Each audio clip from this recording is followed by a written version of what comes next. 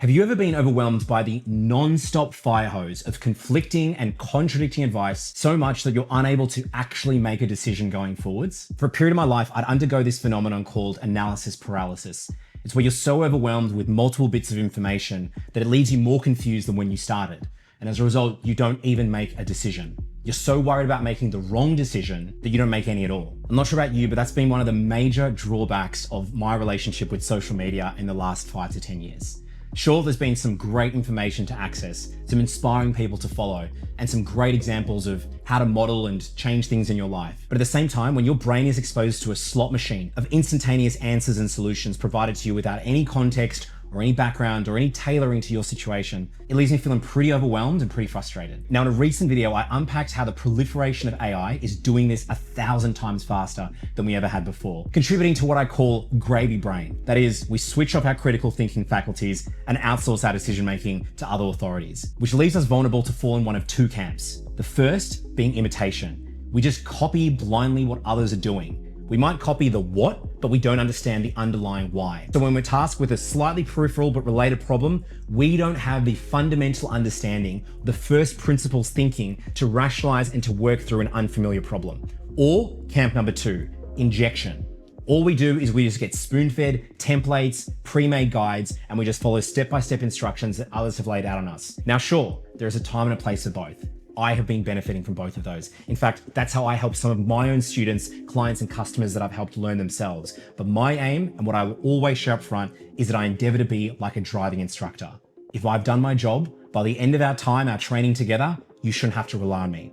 I want to teach a man how to fish, not just give them the fish or tell them where to do it. So I'm trying to solve this problem and ask myself, how do I empower my own critical thinking? In an era when it is so easy to just voice note a search away or know that there is an answer that someone else has had, how do we defend ourselves from turning our brains into mush? A method I've been playing around with that has been around for centuries is called the scientific method. And there's many alterations of this online. I'm by no means the prescriptive, definitive guide towards it, but it's a simple method to help you go out, obtain your own real world data, your own real world evidence by forming a hypothesis, testing something, seeing what the results are, and coming to your own conclusions. So if you can manage my grade 5 handwriting, I'll walk you through a very simple model of what this could look like. Okay, so let's just say there is a question that you have in your life, right? This is a crossroad where you need to make a decision, but you're unknown. It's uncharted territories. Usually, we could shortcut this by going straight online and plugging this into a search bar and finding an answer. How about instead, you hold the question and you actually write and articulate it? Something I've learned in many of my years working in operations environments or a lot of problem solving in entrepreneurial startup environments is that defining the problem is 50% of the problem itself. Often, we are looking at either symptoms, peripheral issues related to it, but not the core thing. So actually articulating what is the problem you have is a great first step to have. So you might have your problem up here. Now, an example of a problem, something that's relevant to my world, and if you're also an online educator or you run cohorts or communities, this may be relevant to you. You post great content online, you educate, you have a great audience of raving fans, but every time you present it or offer it in front of people, you find that no one's buying or very few people are converting. So your problem might be, I have a low or zero conversion rate. And as a result, you can't make or grow your revenue for your online business. So that might then prompt a question of yours. And the question might look like this. Why are my audience, I don't know if that's a great grammatical line, but run with it. Why my audience not purchasing my product? So that is your question. You've got an objective problem that you can point to, you can actually find data on, and now you're asking the question, why are they not converting? Why are they not taking the intended or the favorable action? It's most likely going to catalyze your brain into actually asking, well, what do I need to look into to understand the blockers? What is involved in someone going to make a purchase? And no, we haven't gone to anyone yet. We haven't gone to a guru, ChatGPT, Google, ask your friend, ask your mentor, ask your partner. It's just you right now. So in this stage, now called research, you can now go out with very focused, aligned research prompts, which now means you're not going to try to sink hours into boiling the ocean, trying to find solutions for problems or questions that you don't even have. Instead, you might now reach out to those in your audience, those that have previously signed up for a wait list, or those that have told you they've been interested in something but never actually bought. And you can reach out to them in just an email, a message, or a voice note and just say, hey, my friend, really appreciate you being part of my community or, commenting on my videos or showing interest in my product. I'm just doing a little bit of research to improve my product, right? Or to improve my marketing, or to improve my sales. So your question might be, why didn't you buy my product? All right, key things here that I want to call out is you and my. No one in the world has your exact audience or has made a product that is exactly like yours. Sure, there might be some similarities or some overlaps, but this is specific to your situation. That's why no guru, no mentor, no expert, no AI chat is going to be able to give you this answer. This is you rolling up your sleeves, getting in the arena, and not thinking this work is below you. You're also not going to get the definitive answer with just one person. One person might be great to get started, but I would recommend at a minimum, making sure that who you survey and who you sample, or scientific research would call it your sample size, is a significant volume, enough that you are able to start getting enough overall patterns from everyone you're reaching out to. Now, there's no magic number I have to recommend for this. This could be 10 for you, this could be 50, this could be 100. Obviously, the more the merrier, because your data is going to be more thorough and you're going to be able to pull out more macro patterns instead of having potentially a skewed sample size of those that you reached out to. So let's just say in this case, I'm going to say N is equal to 25. You had 25 replies or conversations with those that told you why they didn't buy their product. And it could have been things like, it's not the right time, I don't think it was right for me, the information wasn't clear on the offer page, I don't even know who you are, leave me alone. You're going to start seeing inevitably all these patterns and potentially recurring themes. And you might see that the number one issue that you have, there wasn't enough information. And if most people were saying, hey, I love your content, I love what you're doing, I just wasn't clear exactly what your product did and what it helped, you might then form a hypothesis, a thesis as to why you think it did or didn't result in the outcome that you were looking for. So your hypothesis might be, my buyers don't have enough information before they purchase, before they buy.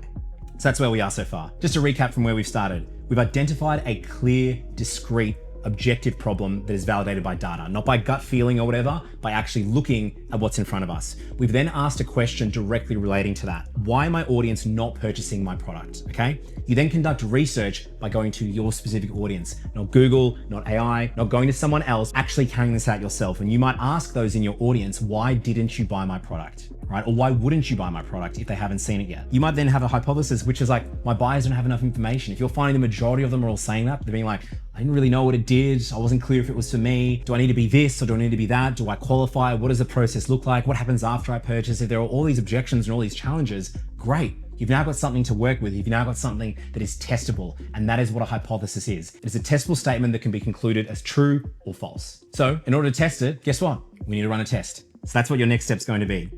Now, I'm not going to give you the gold standard of double-blind, scientific, placebo-based experiments. I definitely don't come from a world of academia, but I think this is a framework that can still help you actually make a change rather than working off gut instinct, feels, or what others are out there doing it. If you've been told consistently that no one has enough information, what do you think is the simple change we can do from here? You got a genius. More information. So you may now go back to, let's say, a landing page, a sales page, an offer document that you've built out and add more information. In fact, you might even pull everything that was being said from your sample into the test. So if your page, for example, looked like this, maybe you had a nice little video, a bit of information, something down here and a big buy button, you might now extend and add a section over here that I've highlighted that adds more information directly relating to what your audience said they weren't clear on, what their understanding was. So you might now run a test over a set period of time, 7 days, 14 days, maybe a month, where you've now updated your landing page. You might now have a test that you run based on adding a new section to, let's say, your website, your curriculum, whatever it is that you're letting someone decide if they want to purchase with you, to see if it makes a difference. And you're going to run a test for a set period of time. So we might say 30 days, right? You might run it for that entire period, and you're going to see if there is an increase in the conversion rate of how many people now click the big buy button that is going to be sitting at the bottom of your page. What's really key about this test is that you're holding all of your other variables constant. So you're controlling everything else. You haven't changed the colors on the landing page, the video that's there, none of the other content. You are just keeping everything locked. The only thing that you've changed since your previous period is the additional information. By controlling for everything else, that gives you more certainty about making that one single change to what is referred to as your independent variable, the variable that you change, that then has a cause and effect onto the dependent variable, the number that you're expecting to change. So the independent variable is the amount of information you've included. The dependent variable is how many people have converted. Let's just say you now run this test for another 30 days. You continue driving the same volume of people to your landing page. Could be more, could be less, but overall you're gonna have a percentage. Let's say you had 100 people that came to your page in the previous month. So let's just call this month A. And only one of them converted. You probably can figure it out. You have a 1% conversion rate. But if in the next month you had 100 people, and we'll call this month B, and you had 5 people who converted, that is a 5% conversion rate, assuming that you've held everything else constant. So we've increased that conversion rate from 1 to 5%. Then that gets to the next stage. Once we have these results, we can analyze them. Now we can look at these results, go back to the hypothesis and ask ourselves, did increasing or changing the amount of information made available actually increase the number of conversions? In this case, the answer is a hell yeah. That's why it's so important I said that you control for all other variables. If you're making changes to everything else on the website, it's very hard to attribute the change in conversion to that single independent variable. You'd introduce what's called confounding variables, which are all these other things that may have led towards it. Now there's also extraneous variables. Not to go too deep, but in essence, there may have been other factors that you couldn't control for, such as if you were doing this over Black Friday, people maybe have a high propensity to buy, even if you didn't make any Black Friday sales.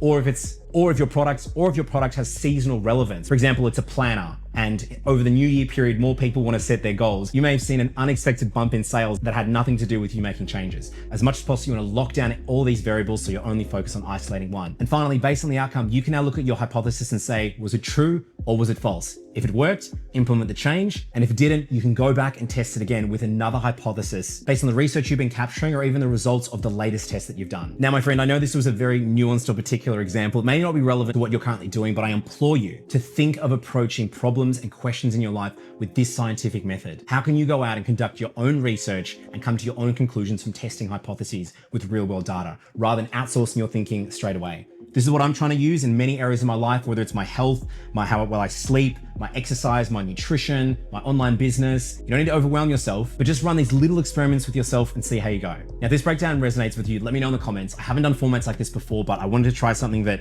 was really front of mind this week, as I had a number of students in the cohort I'm currently overseeing are asking myself and the team questions where they want us to provide them a very black and white answer. But the dilemma is sometimes it's so nuanced because we don't have their audience, we don't have their situation, we don't have enough data to definitively say what they need to do.